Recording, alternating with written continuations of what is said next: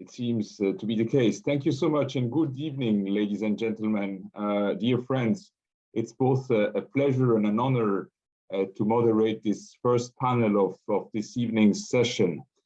For the last 2 years, our lives have been severely impacted and essentially disrupted by the COVID-19 pandemic. As we are now collectively working towards building forward better, there is another pandemic we must urgently tackle, the infodemic, disinformation, and online harm pandemic. If we do not do so, it's going to be very hard to deliver on an agenda which permits us to deliver a regenerative and inclusive future we need for the planet and for people. It's not very difficult. It's intuitive, I guess, to understand that false information, misinformation, and online harm are really having quite Shakespearean consequences in a period of a major health crisis. But it's important also to understand that the effect of disinformation of the infodemic goes much further than that. It hits our political fabric, our social fabric, our economic fabric, the way we all live together, the trust that holds a society together. So to go beyond intuition, to essentially get the answer from those who are dealing with this day in and day out, to understand also better how we transform our response to these problems. I'm delighted here to have on this panel two wonderful experts. First of all, Tina Pornat. Tina is the team leader infodemic management for the Department of Epidemic and Pandemic Preparedness and Preparedness Division at the WHO, the World Health Organization, emergency program. By education, Tina is an economist and a biomedical information biomedical information. She thrives in interdisciplinary and human-centered projects in public health, and her mission is to empower better decision-making in health and well-being. So thank you so much, Tina, for being with us tonight. The second panelist we have the pleasure and honor of having with us is Stéphane Duguin. Stéphane is the CEO of the Cyber Peace Institute. Stéphane has spent about 2 decades analyzing how technology is weaponized against vulnerable communities. In particular, he has investigated multiple instances of the use of disruptive technologies such as AI in the context of counterterrorism, cybercrime, and cyber operations, hybrid threats, and the online use of disinformation techniques. I should add that Stéphane, before being at the Cyber Peace Institute, leading the Cyber Peace Institute's effort, he has been a senior management and innovation coordinator at Europol, and he led the key operational projects to counter both cybercrime and online terrorism there. So we will start with the ladies first, obviously, with Tina. Tina, if you can hear me, we are now entering essentially the 3rd year of this COVID-19 pandemic. You've been at the very heart of this effort to counter it. You have probably seen more disinformation and what we call the infodemic around this than all of us together. What are your observations around this phenomenon? Is it really a pandemic we need to tackle, and how did you do this up to now? Thank you so much for being with us. Thank you so much, Nicolas, and I'm really happy to be here with you and Stéphane to discuss, and thank you for this opportunity. So yes, I mean, as you were mentioning, the infodemic really describes the phenomenon of when populations are seeking, receiving, and acting on information. And the last 2 years especially, we've learned that the digital information ecosystem is really intertwined with social dynamics and health behaviors. And you mentioned this with the vast harm and the effects that it can have across all of society. So really, the digital information environment swirls information of different quality. It includes misinformation, it includes disinformation, it includes outdated information, which is just as problematic. People are experiencing confusion, information overload, sometimes even frustration over, their ability to follow recommended guidance or have access to recommended health services. And at the same time, in public health, we found that science continues generating new evidence, and then it reshapes what health authorities recommend that we all act on. So really, people follow this path from information to emotion to behaviors, and we've learned that this piece, understanding people's emotion, matters a lot. So one way of understanding this link between information and behavior is what we call social listening. In public health, we think that of it beyond what this means in marketing. So it really means understanding people's questions and worries and information gaps, and also mis and disinformation that are circulating, not just on social media, also around individual people. So if we can really understand how we can meet people's needs, then that basically means that we can deliver better health services and information that builds trust between people and the health system. So we really learned that responding to the infodemic is complex because the phenomenon is complex. And trust is really central to this. Digital literacy, technology, behavioral design approaches all need to complement each other specifically to play on this.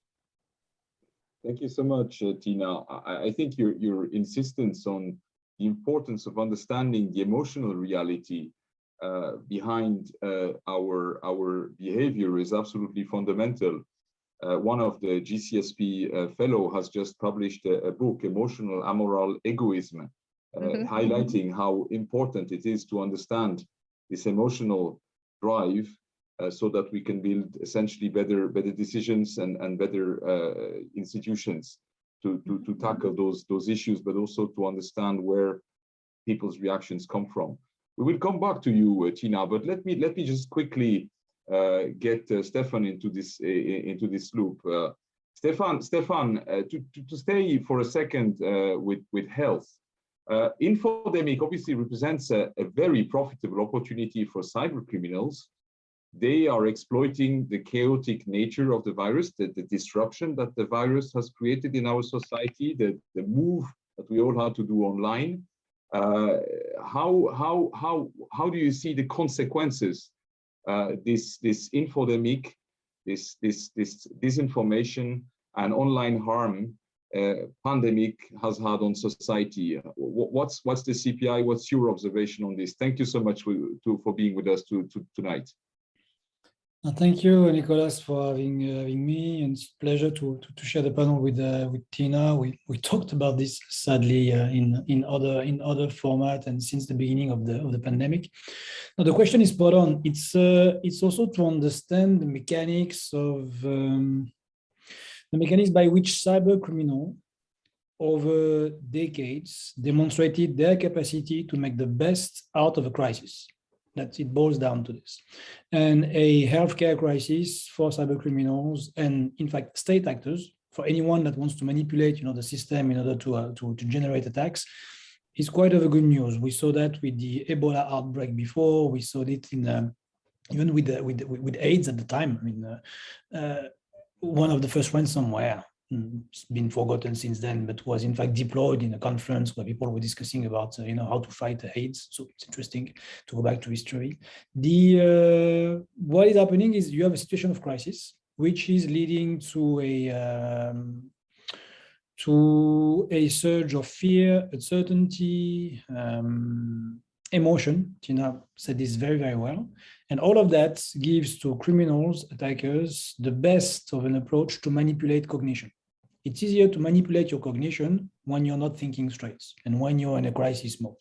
So what is happening what happened in the moment of the pandemic is that the crisis was used from several angles. The first one is to transform the feed of news, the infodemic, into attacks to to make someone click on the link that they're not supposed to click on, or to make someone open the attachment they're not supposed to open, or to convince someone to do a specific wire transfer they're not supposed to do. This was quite effective because at the moment there was a lot of information coming to the public about the pandemic. A lot of this information became disinformation, but just as a cyber attack. So it was not a disinformation to give you a fake information what is happening in terms of vaccine. I will come back to that afterwards. It was more putting something that looks true but is false in order to lure you into clicking somewhere, opening an attachment, then you attacked, and then start the stealing of your data, the ransomware, you name it. So that's one joint point between the infodemic and the cyber attacks. The other point is how to use the cyber attack scheme for disinformation campaign. One of good case is the attack on the European Medicine Agency. So what happened, there was a hack. So there was a stealing of data from the EU agency. These data were extracted, manipulated, so they became false information, and then they were put out there as if they were a genuine leak. So that when people will get the data in, they would think, I see something that the agency wants to hide. And it was a whole disinformation campaign against the efficiency and the capacity of the Pfizer vaccine. So you see here cyber attack in both contexts, and the criminals and malicious actors at large taking the best of the crisis for the intention. Thank you, Stefan. A follow-up question very quickly. Obviously, the social impact of this is devastating. What's your observation on that? Well, it's erosion of trust. I mean, if you cannot trust the information that is coming your way, and you cannot trust the if you cannot trust the ecosystem in which you are evolving to access your information and to have a secure interaction with the cyberspace, it's heavily problematic, and that's something that's going to cost society for long. The other part when it comes to healthcare is when the attack is targeting the healthcare system itself. So I would not say this is linked per se to the infodemic. I mean, we could not, make a link between the infodemic campaign led to an attack on healthcare. But what is for sure is that they created so much noise out there that defending yourself is complicated. So defending yourself when a critical infrastructure like a hospital is complicated. And then when you have an attack on a hospital, then the societal impact, suddenly the cost is very, very high, because attacking the healthcare is attacking potentially life. Thank you so much, Stefan, for that. Tina, let me get back to you now. I mean, you've gone through these 2 years of the COVID pandemic. I guess you probably have worked about 24/7, close to that most of the weeks of those 2 last years.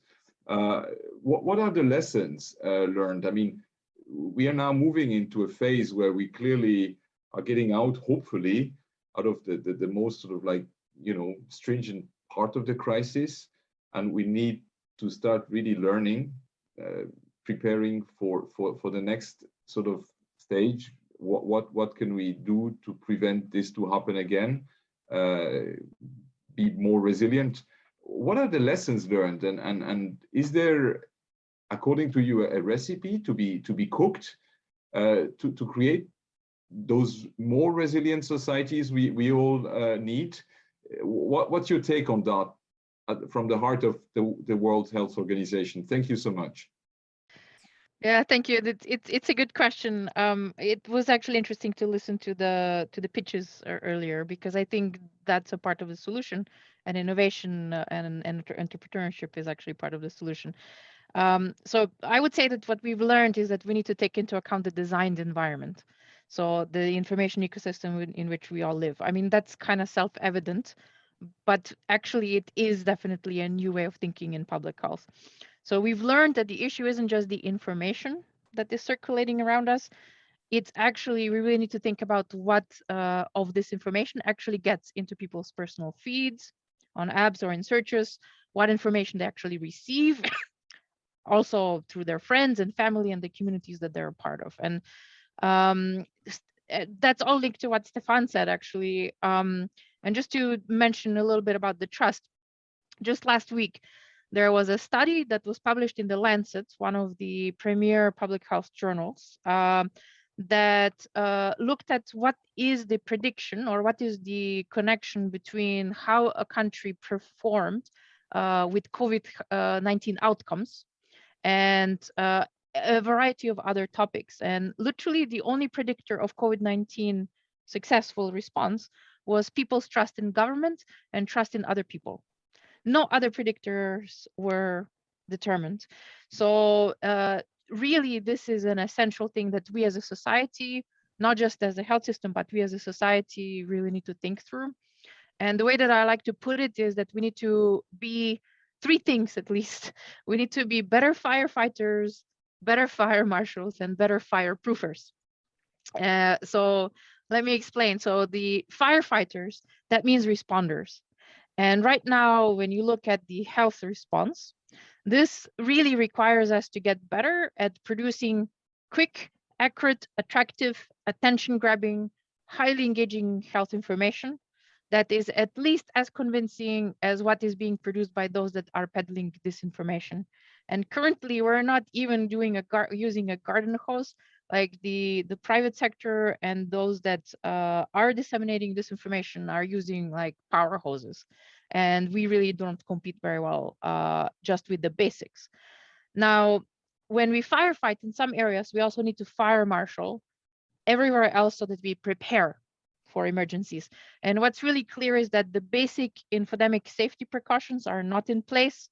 Cyber Peace Institute is promoting some, but we really need to be thinking also strategically from the health infodemic space.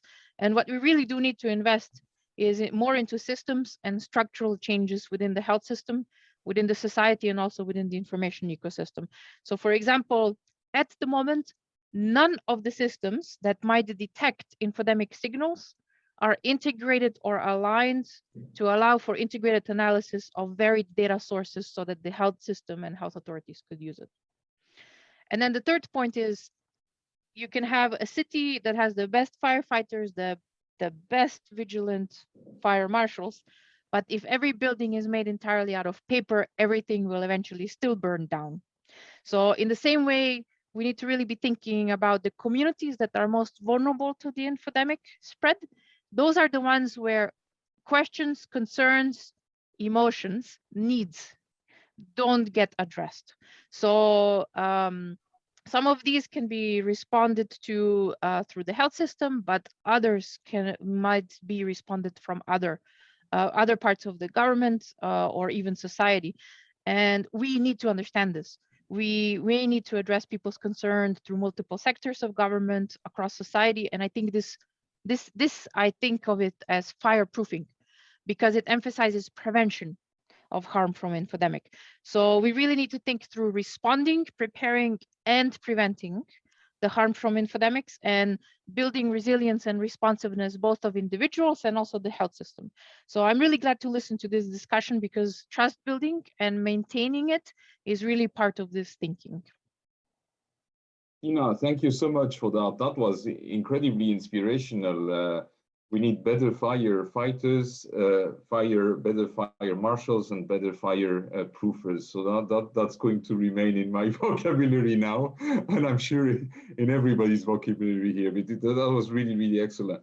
You also insisted, obviously, on the importance of getting out with holistic approaches to these issues, the importance of institutions to essentially guarantee that trust in between citizens and those who are leading the responses. That was very well taken indeed. Thank you so much for that. Stefan, back to you. You spoke, and I like this idea of not getting a crisis to let the crisis go to waste. Unfortunately, it seems the criminals do it better than we do. That has to change. How are you looking at this, Stefan? What can we learn?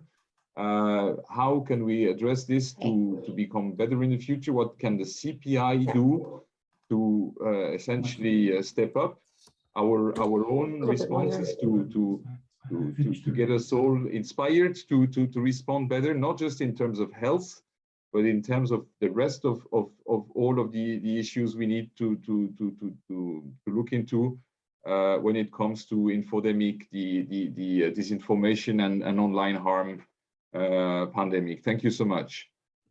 Thank you, Nicolas. When we realized it was in the first wave of the pandemic, so March 2020, that on top of the infodemic, as it was very accurately described by WHO at the time, there was one attack per day on healthcare, at least one attack per day on healthcare at the worst of the pandemic, when it was, a question mark for everyone, what's going to happen there. We decided to go into, a bit more of investigation and research to understand what is behind, what is happening, and what can we do to defend the community against this. So I will share the resource with the group in the chat afterwards, but in the report that we did, we could see first that, as I was mentioning, it was not new. And you were asking about risk. If you look into what happened with the Ebola outbreak in West Africa in 2014, and the infodemic, the overdrive of information that happened at that moment, this led to a heightened death toll. So it's not like we discovered 2 years ago that this could be a risk for life. This was known. Same time, what we could see in this specific context, and that's where it becomes complicated to defend, because you need to defend against several modus operandi and several different intents. It was also quite clear that it was researched by EU versus Disinfo Lab that some nation states were specifically using disinformation ambiguity and spreading disinformation about the virus, its origin, amplifying voices against public health measure. So by doing this, you go directly into putting population at risk, because you undermine the effort of a health practitioner. And as I was mentioning, the European Medicine Agency is one example, but there were other examples of entities that were targeted by cyber attacks. Information was stolen and information were leaked. I'm thinking also about the Tbilisi Richard Lugar Center that was attacked. Information were leaked in order to break the credibility, the trust into the institution by the public. So as the threat is quite complex and the actors are complex, it's not very easy to put a system in place. What we advocate for in the Institute is not to live in this kind of false silo in between the world of fighting disinformation and fighting cyber attacks. Because on the other end, state actors or criminals, they don't care. They do what they have to do in order to get to their target. And if it's part of a cyber attack, part of this information back to cyber attacks, and then disinformation, they will do it. If on the other end, government, civil society, academia, we organize ourselves in silos of expertise, and we consider that we don't have to talk to each other because this is your field and this is mine, we won't go very far. You have to imagine that as cybercrime was transformed as a cybercrime as a service more than 10 years ago, meaning cyber criminals renting the service to other cyber criminals in an affiliation program. We start seeing exactly the same with disinformation as a service. You want your disinformation campaign, you don't have to do it A to Z. You go to services that are going to break this down for you in little services that you can rent, that you can buy, and then you can start your campaign. This is the reality. So the answer should be, of course, across stakeholder, but very agile, and agreeing that our way to organize ourselves against these threats should also evolve quite fast. And sometimes for governance specifically, it's a bit complicated. Thank you so much. Thank you. What you advocate essentially is to step up and to leave the silos behind. That's exactly what the Trust Valley has been designed for.